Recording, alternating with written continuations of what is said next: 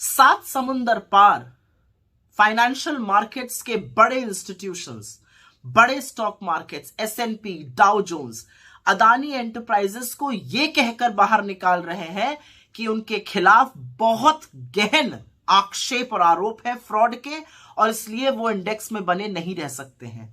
सात समुंदर पार जो जॉनसन एलारा कैपिटल के डायरेक्टर थे, जिन्होंने अडानी के FPO में पैसा लगाया था और पूर्व यूके के प्रधानमंत्री बोरिस जॉनसन के भाई हैं, उनको अपने पद से, डायरेक्टर थे एलारा कैपिटल में, उनको अपने पद से रिजाइन करना पड़ा। लेकिन हिंदुस्तान में सात समुंदर पार इंस्टीट्यूशंस जो हैं आक्षेपों को लेकर चिंतित हैं और एक्ट कर रहे हैं, लेकिन हिंदुस्तान में ऐसा लग रहा है मानो जी कुछ हुआ ही ना हो।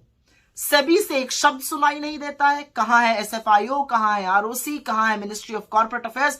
गवर्नमेंट ऑफ इंडिया तो ऐसे बर्ताव कर रही है शुतुरमुर्ग की तरह कि उन्होंने जमीन के नीचे सर कर लिया है और मानो कुछ हुआ ही ना हो। तो असलियत यह है कि अडानी जी जो हैं वो सबको ले डूब रहे हैं। कैपिटल मार्केट्स में, मतलब दलाल स्ट्रीट पर 15 लाख करोड़ का नुकसान हुआ है 24 जनवरी से आज तक। 15 लाख करोड़ डूबे हैं। 10 लाख करोड़ अडानी जी के डूबे हैं, लेकिन 5 लाख करोड़ उन रिटेल इन्वेस्टर्स के डूबे हैं जिन्होंने इस विश्वास से पैसा मार्केट में लगाया था कि वो मार्केट के चलते बढ़ेगा, पर उनको भी झेलना पड़। उनका अडानी से कोई लेना देना नहीं है। वो शायद हिंदुस्तान की 4000 से ज्यादा जो लिस्टेड कंपनीज है, जो अच्छे से चलती हैं, जो साफ सुथरी हैं, जिसमें कॉर्पोरेट गवर्नेंस है, उसमें पैसा लगाया हुआ है, लेकिन भुगतना उनको भी पड़ रहा है अडानी जी के कुकर्मों को और सरकार की मिली भगत को। तो सरकार एक्ट क्यों नहीं कर रही है, ये सवाल है।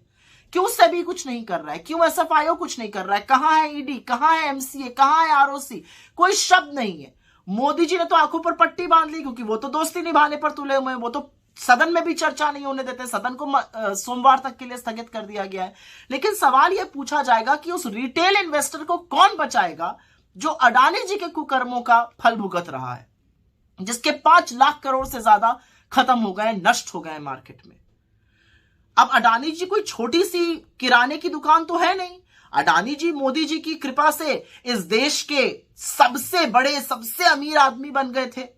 उनकी मोनोपोली एयरपोर्ट पे है, उनका एकाधिकार मोनोपोली पोर्ट्स में है, उनकी मोनोपोली फूड एंड एग्रीकल्चर में है। क्या गोडाउन, क्या वेयर हाउसेस, क्या खाने वाला तेल, सब में वो घुसे हुए हैं। फलों के बागान तक में वो घुसे हुए हैं।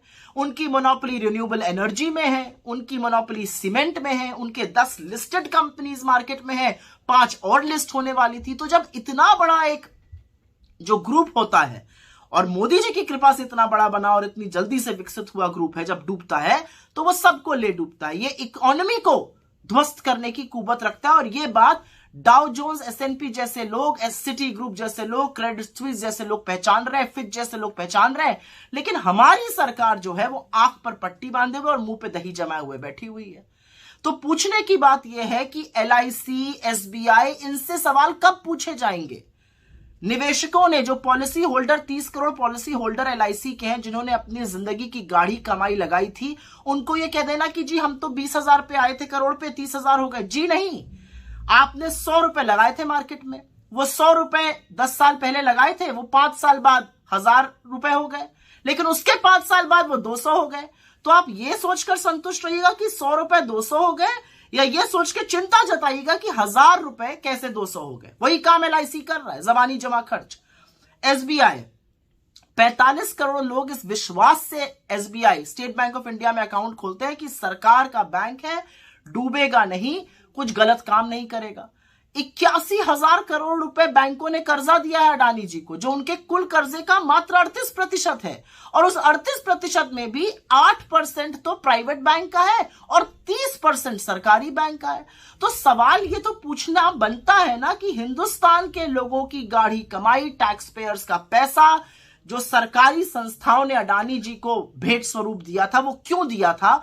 और आज जब रिटेल निवेशक, जब छोटे छोटे निवेशकों की पूरी पूंजी ध्वस्त होती जा रही है, उड़ती जा रही है, ब्लड बाथ मचा हुआ है मार्केट में, तो सरकार क्या कर रही है? ना सदन में बहस करने की अनुमति देती है, ना JPC कराती है, ना सुप्रीम कोर्ट के जज से कोई जांच कराती है।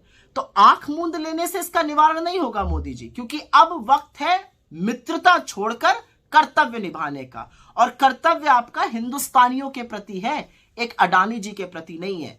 ये बात 7 समुंदर पार फाइनेंशियल इंस्टीट्यूशन समझ गए, लेकिन आपकी समझ में ये बात नहीं आ रही।